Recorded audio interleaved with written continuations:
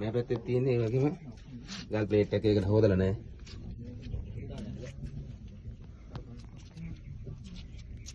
මේ ඔක්කොම බදාම තට්ටු මේ. උඩ තියෙන ගල් අපි අර උඩ ගල් අයින් කරලා නැහැ. මේක අයින් නොකර තමයි මේක අපි පෑදුවේ. දැන් මේක සාමාන්‍ය ලොකු මැෂින් එකක් දාලා මොනවා අයින් කරලා අපි දාලා මොනවා අයින් කරා මොනවා අයින් කරා මේ ඊට වෙන තියෙන ලොකු ගල් මේ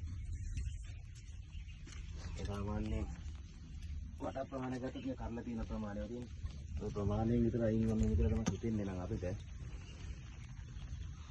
එදිනේ අය මේ ඉතලා දින ගල්ල මේ පේටේ සම්පූර්ණ